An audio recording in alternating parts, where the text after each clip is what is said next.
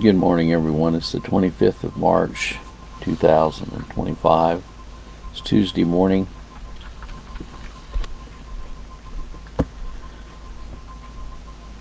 I'm always amazed at how we limit God and His power, and how that through other people to encourage us. Yesterday was I received a letter and a beautiful card from my sister, and she doesn't know what a tremendous encouragement it was to me and my family. Thank you, Joy, for the letter and the card.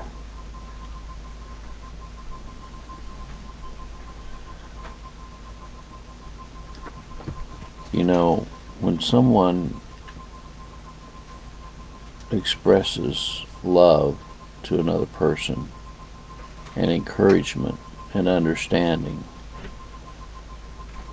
you can't place a value on that. There's no value you can place on it. Love is the strongest thing in the world.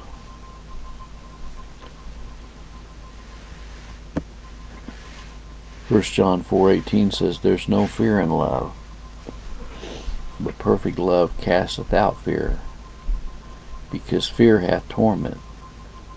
He that feareth is not made perfect in love." You know, there's been many times in my life when I have not shown love as we're commanded to show love. But when God opens our minds to demonstrate love to other people, everyone benefits from it.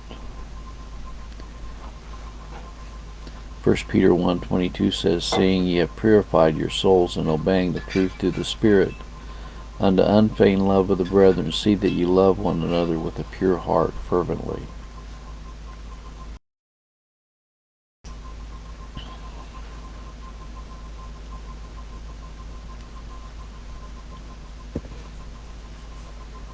Second Corinthians 8:24, "Wherefore show ye to them and before the churches the proof of your love." The proof of your love. Colossians 1:18, "Who also declared unto us your love in the Spirit."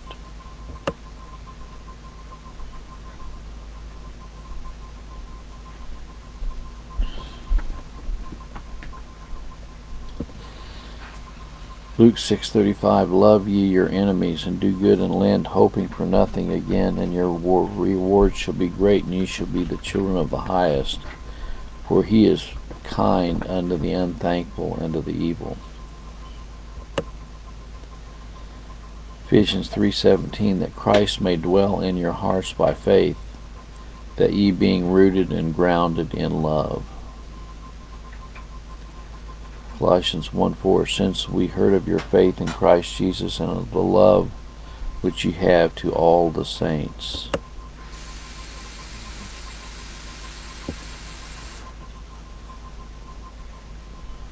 Second Corinthians 8:8, "I speak not by commandment, by occasion of the forwardness of others, and to prove the sincerity of your love." You know, there's a song, "Walk a mile in my shoes, walk a mile in my shoes." It's really difficult to be empathetic with others if you've never been through what another person is going through. But when you go through something similar to what the other person's gone through, all of a sudden you have empathy at a whole new level, don't you? Whole new level.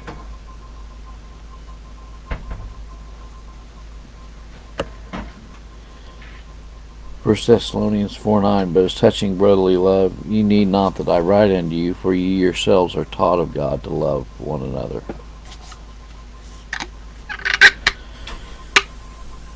You know,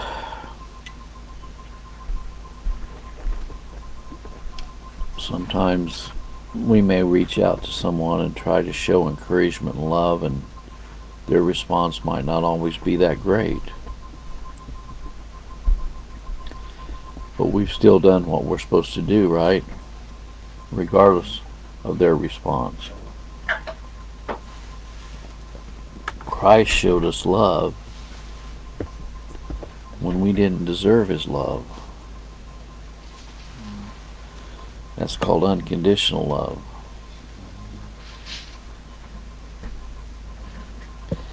Matthew 5:46 says, "For if ye love them which love you, what reward have ye? Do not even the publicans the same?" It's not always easy to show love to those who are unloving. It's not always easy to show love to people who are angry or who are dealing with things.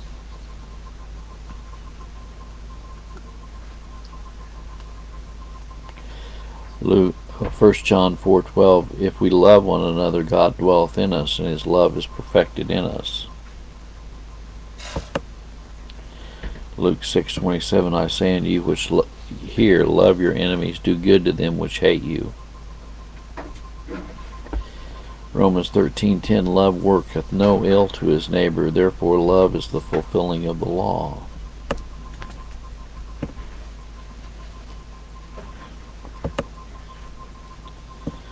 Well, this aspect of love is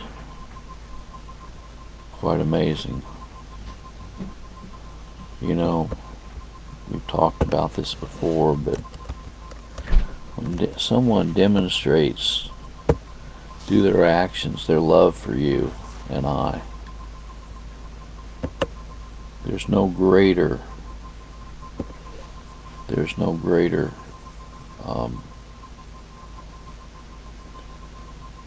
encouragement that we can gain than when someone shows us love.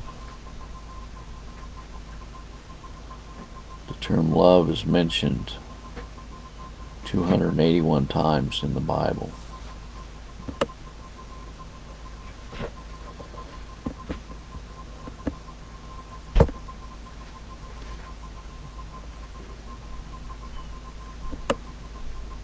Have you sometimes wished that you had responded to someone differently than what you responded? I know I have.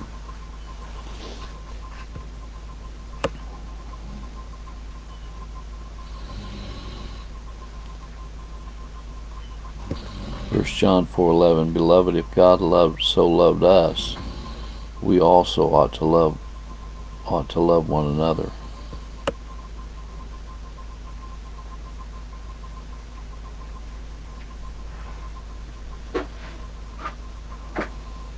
Well, love is a powerful thing.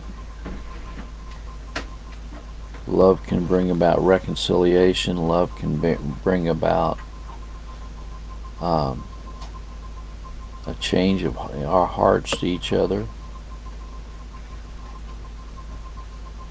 You know, John 13:35, "By this shall all men know that ye are my disciples, if ye have love one to another."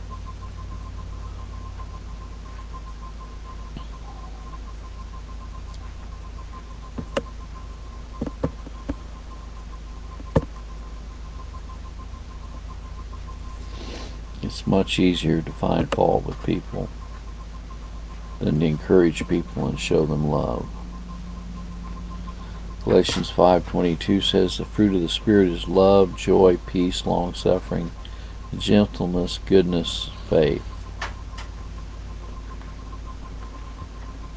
Ephesians 3:17, "That Christ may dwell in your hearts by faith, that ye being rooted and grounded in love."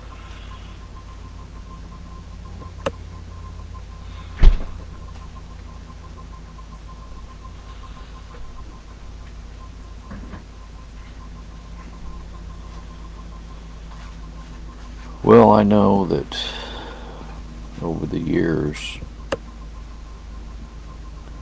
there has been people that have scorned me, have shown that they don't love me by their actions, and have rejected me. But then there are those that have shown great love and courage, just like Joy did when she sent that letter to me, my sister, I received yesterday.